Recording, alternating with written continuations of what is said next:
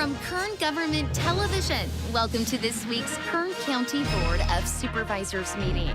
Originating from the County Administrative Center, located at 1115 Truxton Avenue in Bakersfield, California. Grounded in ideas, energy, and innovation, Kern County's vision is to be a driving force for the world's fifth largest economy. And our mission is to exceed expectations of the communities we serve, changing the way they feel about government, those who manage it, and the services it provides. Today's Kern County Board of Supervisors meeting will convene momentarily.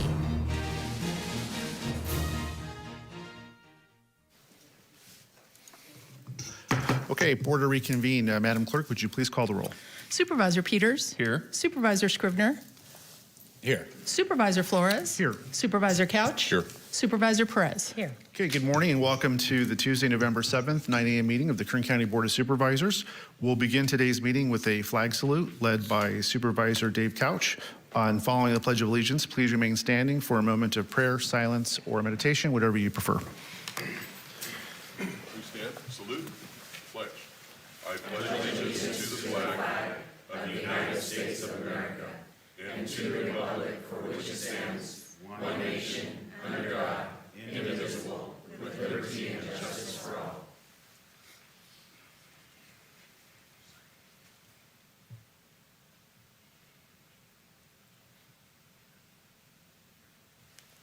Okay, thank you. Please be seated. Okay, at this time, I'll call on Nick Cullen, our Director of Animal Services, to introduce our Pet of the Week.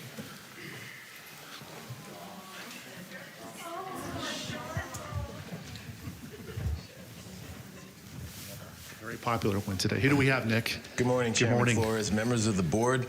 This little critter is Gizmo. She looks like she runs on batteries. She's a Shih Tzu mix. She just came to the shelter 4 days ago. She's about 3 months old. She's not going to get much bigger than this, and she's available for adoption from the Kern County Animal Shelter tomorrow morning.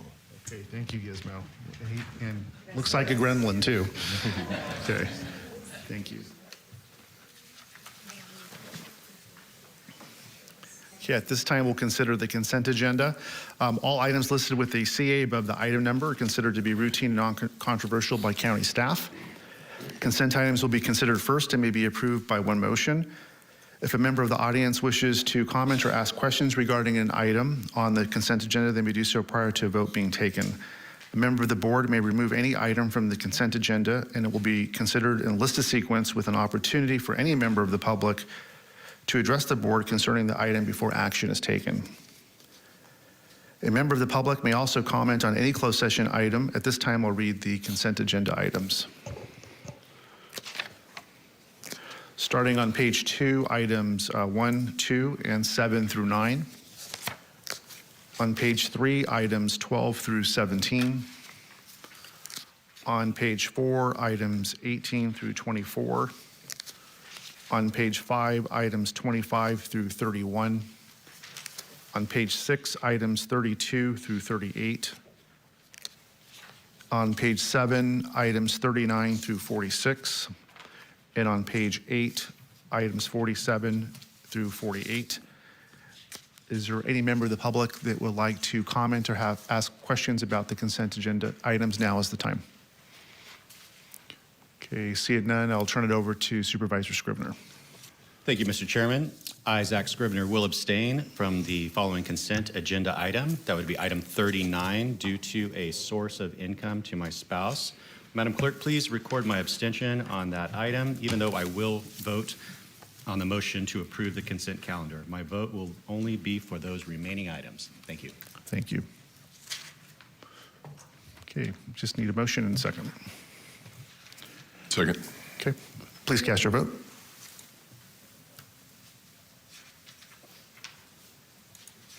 The motion is approved. All ayes. Great, thank you. Okay, that brings us to resolutions and proclamations. Our first item is item 3, and Supervisor Scribner will be making the presentation. This is to proclaim November 8th through December 1st, 2023 as the 36th annual holiday Cottage Days in Kern County. Thank you, Mr. Chairman. Motion on proclamation.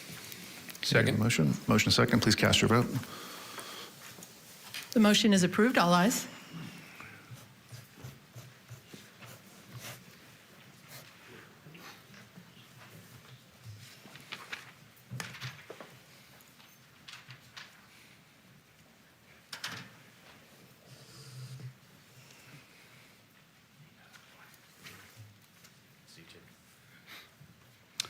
Well, good morning, Mr. Chairman and members of the board. Since 1987, the Department of Human Services has recognized that children living in foster care need special kindness, especially during the holidays. For the past 35 years, with the help of the local community, DHS has been able to fulfill the wishes of thousands of foster children.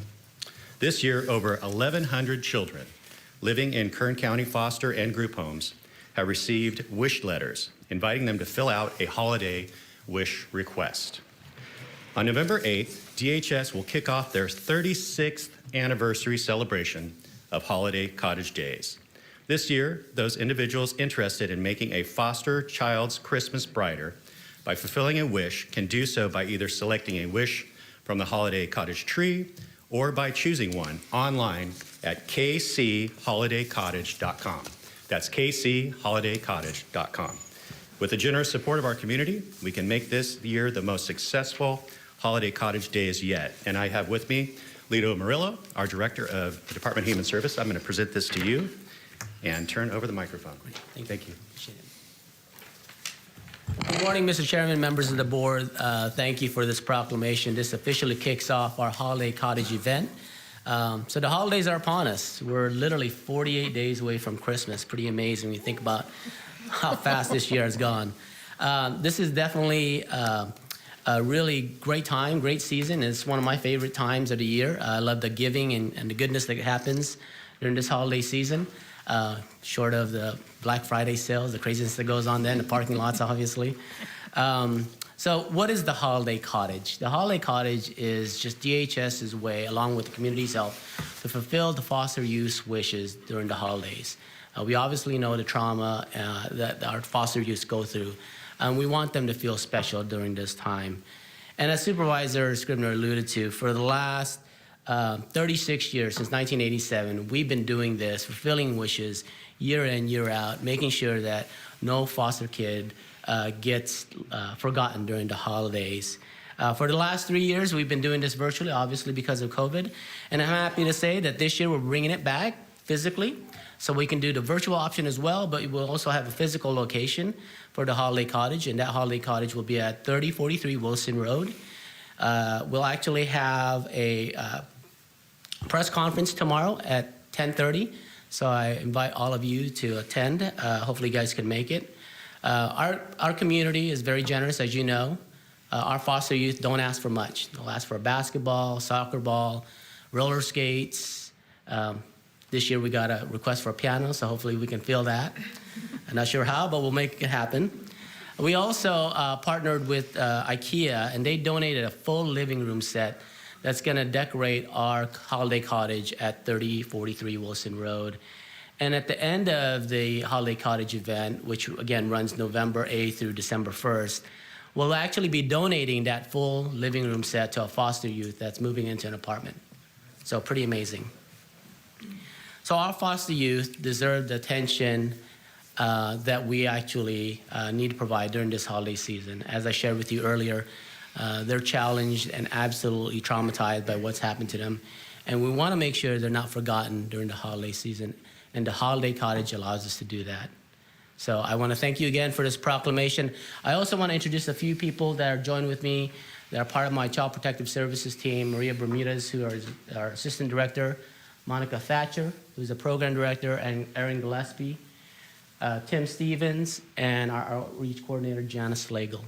So thank you again for this proclamation, allowing us to kick off the Holiday Cottage event. I invite all of you that want to donate to the Holiday Cottage to go to I had to look at my notes because I want to make sure I got the right web address, www.kernholidaycottage.com. So thank you again.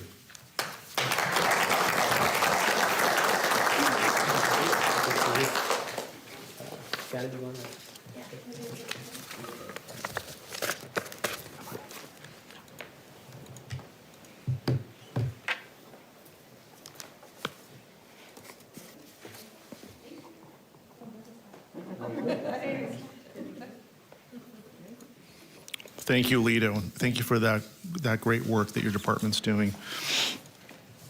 Okay, this brings us to item number 4, and this is to proclaim November 2023 as Native American Heritage Month and November 24th, 23 as Native American Heritage Day in Kern County, and Supervisor Perez will be making the presentation. Thank you, Chair. A motion on proclamation? Thank you. Motion? Second. Second. Please cast your vote. Motion is approved. All ayes.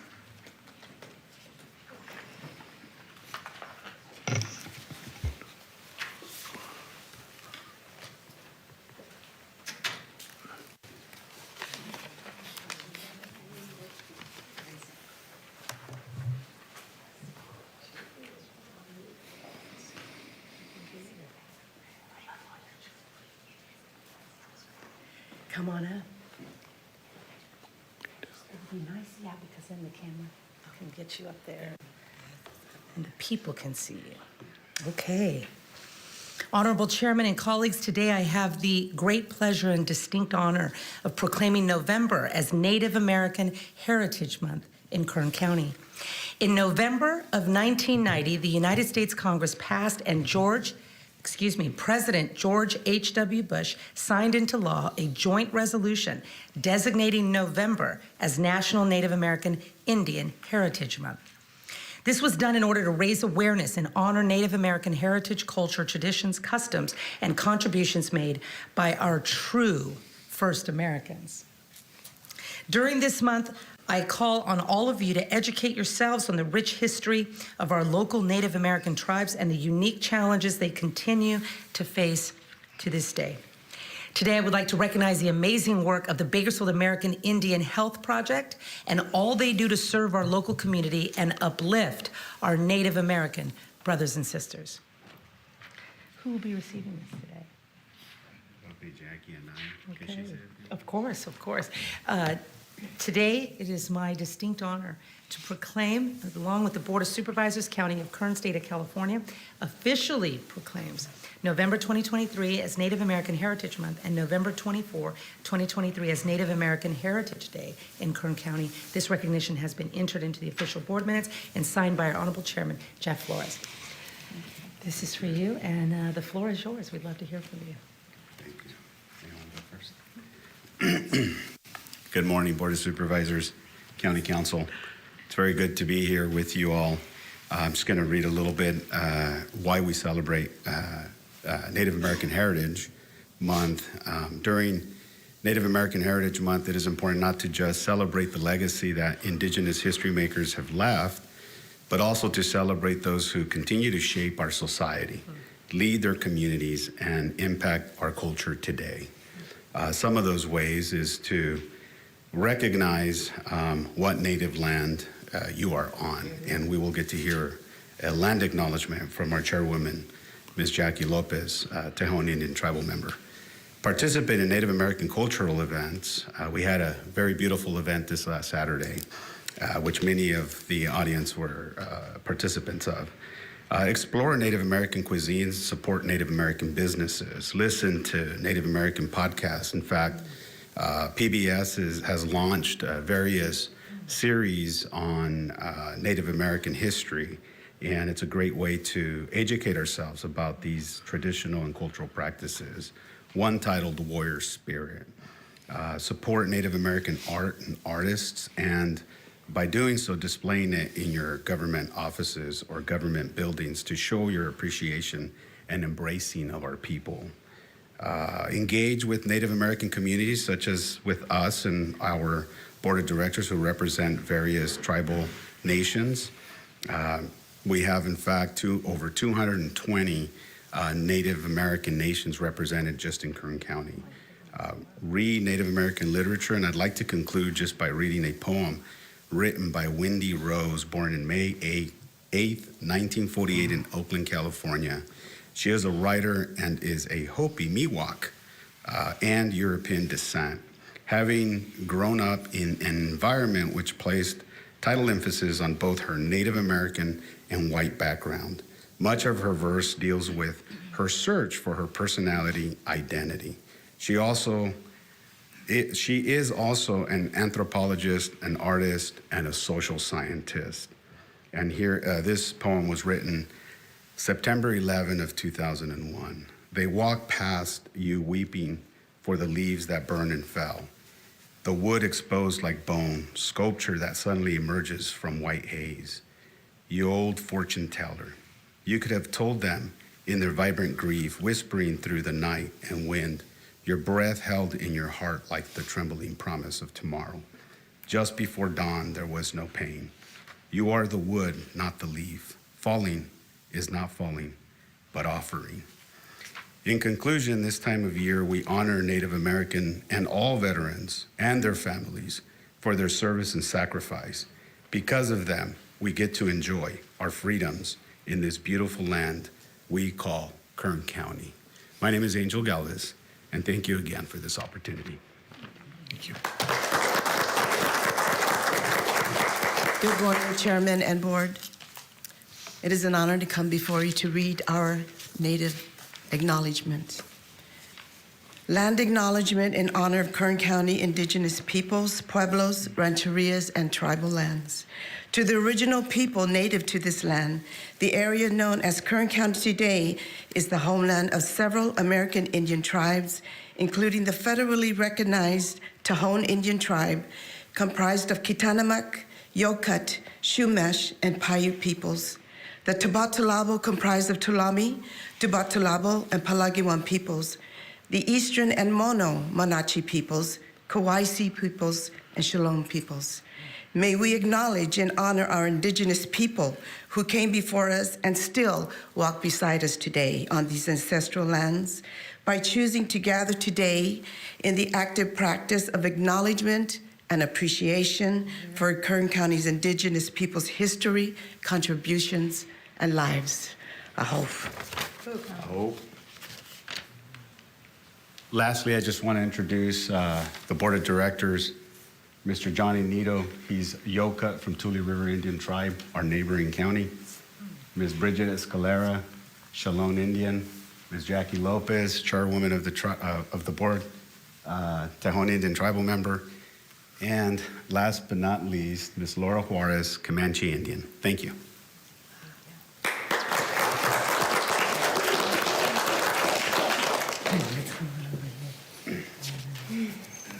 Come on, this way. This way. Thank you. And let me see, let me sort of present it to you. Come on. Come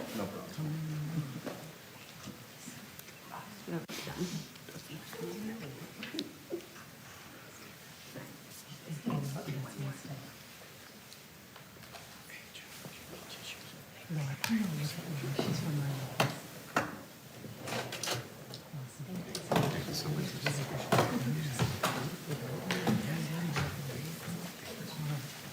Thank you. Thanks. Sure. Good. Thank you. Sure.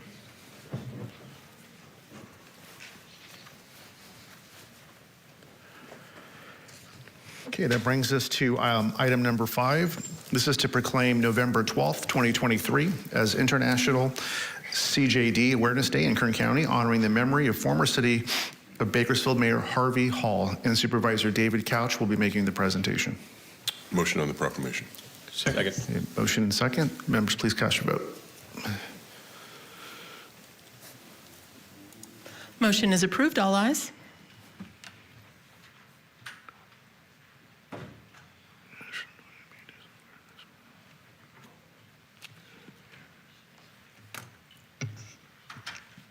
Hello. Let's do that again. Kreutzfeldt Jacob, I think I'm saying that right, is better known as CJD. It sounds terrible, and it is. I don't think fast moving is the right term, but from diagnosis to usually death, unfortunately, is a very, very short amount of time. Such was the case, unfortunately, with our former mayor, Harvey Hall, who we all miss, and we all just admire the work that he did, the work that now Levon is doing in his memory. And it's just amazing that he's gone, and it took him so quickly, and it took him far too soon from us. I saw a lot of things that Harvey did for people that they might not have even known about, and I think I only saw a little bit of it, and it just always impressed me that he was willing to help people. He loved the city of Bakersfield, and he loved the people in Bakersfield especially. Of course, Levon wasn't going to sit around. She was going to dig right into this and do something about it. And there's an association or there's a charity that raises money for the research to combat this disease. And that started in New Jersey. And of course, in her first year of organizing this event here in Bakersfield, it became the largest event in the country. We could have probably predicted that. But that's in the hallway. What else would we have expected? Today, we want to proclaim November 12th as International Creutzfeldt-Jakob, I think I'm saying that right, disease, otherwise known as our chairman put it, CJD, Awareness Day in Kern County. And it is in honor of the memory of former City of Bakersfield Mayor Harvey Hall. This recognition has been entered in the official board minutes signed by our Honorable Chair, Jeff Flores, as stated today, November 7th. And I'll just turn this over to Levon. You can do better than I did, Levon, talking about this, and tell us what you're up to with this disease. Thank you. Thank you so much. Appreciate it. My pleasure. Good morning. Thank you very much for this. On behalf of my Strides for CJD co-captain, Mark Korm, on behalf of my family, on behalf of my Hall Ambulance family, you usually see them in uniform or orange and blue, and today they're wearing purple for CJD awareness. On behalf of the CJD Foundation Board of Directors, and of course, especially the Kern County families who have been impacted by CJD, thank you so much for this proclamation. We held our 6th annual Strides for CJD fundraiser on October 15th. We were able to raise just under $90,000 this year, bringing our 6-year total to almost $450,000. That money goes 100% to research, education, and family support. And we are the #1 team in the nation for the last 6 years, and we're very proud of that. We also happen to be, Kern County also happens to be the only county or city in the country who recognizes CJD, International CJD Awareness Day, and I'm very proud of that. Thank you so much for that. Mark Korm and I were honored to be in Washington, D.C. on October 26th, and witness a resolution, a congressional resolution read into record, proclaiming November 12th to be International CJD Awareness Day. That is the first time that has happened. We're very pleased that local Congressman David Valadao sponsored that resolution, along with co-sponsors from California, Congressman Jim Costa and Congressman Kevin McCarthy. All three of them made statements saying that they were honored to support that, to sponsor that resolution and honor their friend Harvey Hall. There has been advancements in testing for CJD, in research. I was able to meet with some researchers and go witness their presentations on their research, and of course the awareness, advocacy, and family support is very important. So thank you so much for this and helping to spread awareness and education for CJD. Thank you. Thank you.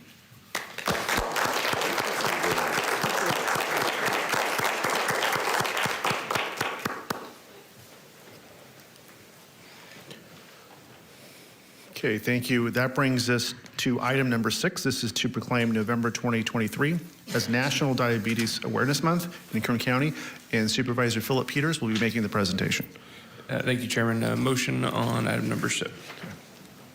Second. Okay, motion second. Please cast your Or vote. 6, excuse me. Motion is approved. All ayes.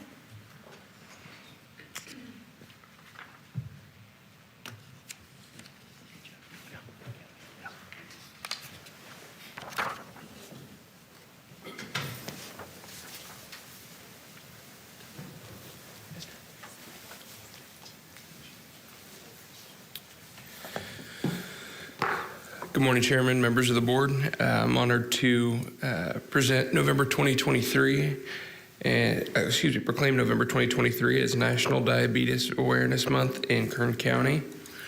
And I'm joined here today by Esther Garcia, who's a dietetic intern for Clinica Sierra Vista. Diabetes is extremely impactful in Kern County. It's a disease that has affected us at a much higher rate in Kern County than the rest of California. In fact, almost 74% higher.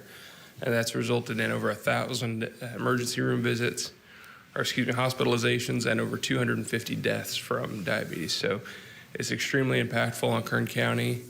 And fortunately, we've got good people like Esther out there trying to make a difference and turn those numbers around. So I'll turn the floor over to Esther. Good morning, Board of Supervisors. I'm Esther Garcia, a dietetic intern from Clinica Sierra Vista WIC. Thank you for this proclamation. November is National Diabetes Month, and this year's theme is Take Charge of Tomorrow, Prevent Diabetes Health Problems. Diabetes affects and looks different in various age groups, genders, ethnicities, and income levels. When diabetes is not controlled, it can lead to life-threatening complications, such as kidney failure, heart disease, stroke, blindness, and amputations. 1 in 3 of us in this room will have diabetes in a lifetime. That can mean you, the person sitting next to you, or even myself. With diabetes, more than 90% of the care is performed within ourselves, and only 10% is managed by health professionals. Recent studies have found that registered dietitian nutritionists play an integral role in improving blood sugars by teaching how to integrate our preferences, cultures, and budget to meet healthy targets. As a community, we can work together to prevent and manage diabetes. Let's take charge of tomorrow by taking care today. Steps we can take is 1, we can know our risks and understand our numbers. One way is by teaming up with Kern's Public Health Know Your Numbers program. Another way is to increase our walkable communities by adding more sidewalks. We can add more color to our meals with our local produce. We can also build a healthy lifestyle with the right food choices and more physical activity. And seek coverage for early interventions with registered dietitian nutritionists, diabetes educators, and specialty providers. In the spring, I'll be taking my national exam to become a registered dietitian, to continue to help and advocate for my community. Thank you for this proclamation. Thank you.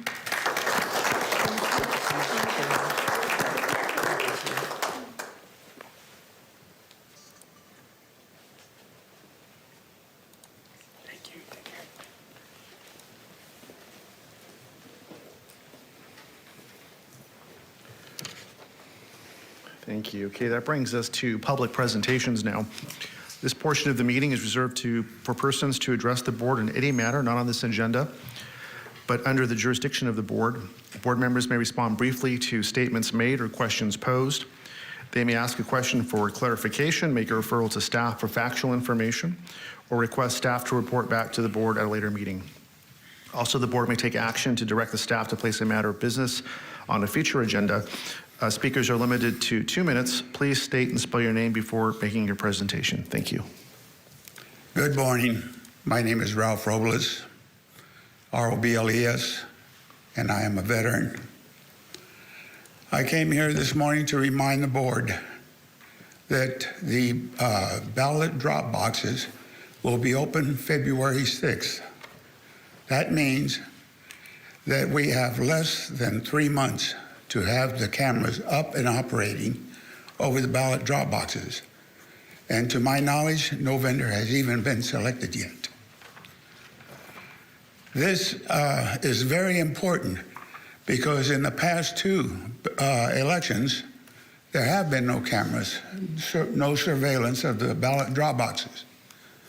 I must urge you again to authorize a forensic audit of the last two elections, and I think it's important to also authorize a forensic audit of the next two elections, because it's apparent that you're slow walking this process, and my suspicion is that you're not even going to have the surveillance available on the internet for the populace to oversee the drop boxes.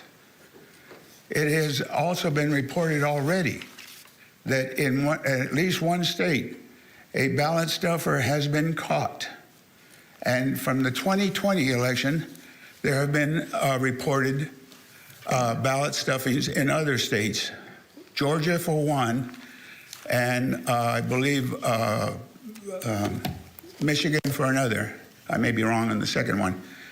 So we are losing credibility on our elections, and I must urge upon you that our democratic process must be open and fair and believable.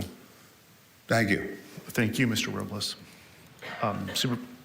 Zervis.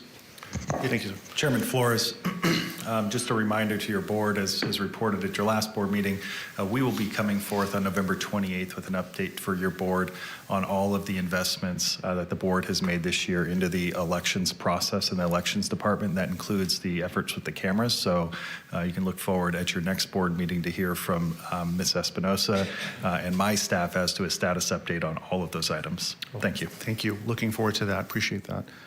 Next speaker, please. Good morning, board, through the chair. Tim Coffin, CAU, GHRON. I'm the president of Kern Law Enforcement Association and talking very loudly, apparently. As your board is aware, this Saturday, November 11th, we'll celebrate and honor Veterans Day. This year will mark the 11th year that the Kern Law Enforcement Association has provided the Veterans Day breakfast. We started that event at our local hall here in town, and ran that for a couple years, and then decided it would be a little smarter to hold it downtown where the parade was and where all the veterans were that day. So for the last 8-9 years, we've worked in conjunction with Post 26 of the American Legion Hall, and that's where we hold the event down on H Street. As the president, from my board, I'd like to extend a formal invitation to the board to join us this year. My volunteers show up about 5 in the morning and get the cooking going. We open the doors at 6 and let all the veterans come through, and the veterans eat for free. Anybody that's not a veteran, we kindly ask for about a $5 donation, and anything that's collected goes right back to the Post 26, to their funds. We have lots of opportunities for you guys to come down and join in and help out, and it's just a great time to honor our vets and show them some gratitude for everything that they've done for us. So. With that, once again, this Saturday, November 11th, anytime from 5 o'clock on, the breakfast ends when the parade begins at around 9, I think. And so we do clean up and get out of there. So appreciate your time. Thank you. Thank you, Mr. Coffrin, and thank you, KLEA, for your commitment to our veterans and the annual breakfast. Appreciate that. Okay, next speaker, please.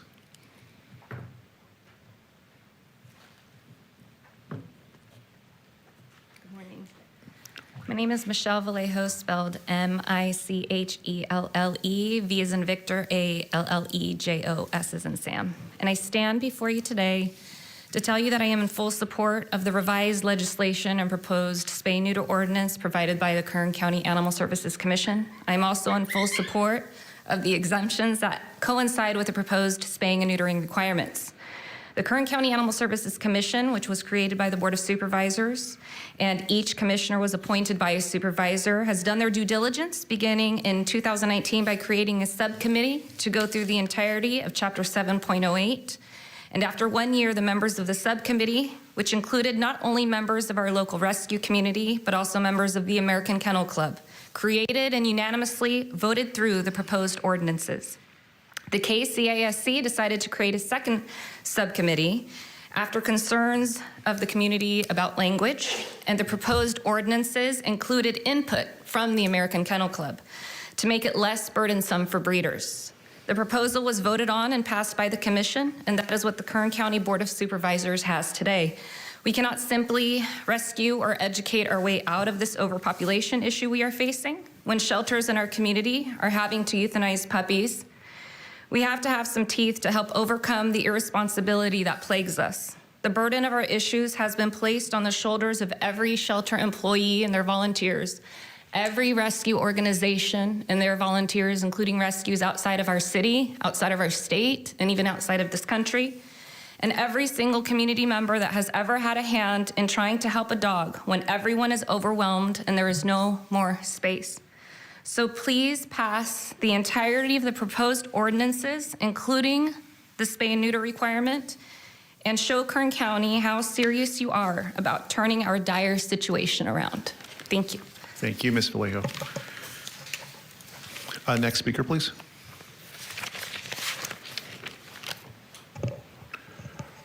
Okay, seeing none, we will move to board member announcements or reports. Okay, I have one announcement to make. I make a request to our board. Our community lost a kind soul, a leader who left a strong Christian legacy in Kern County and our state and our nation and the world because of his ministry of Valley Baptist Church. He was a co-pastor since 1985. At Valley Baptist. He was a trustee, chairman of the trustees at Southern Theological Seminary in Louisville, Kentucky. He was chairman of the Southern Baptist Convention in years past. More importantly, he was a herald of the gospel. And this man lived it, he practiced it. He is a true servant of Christ.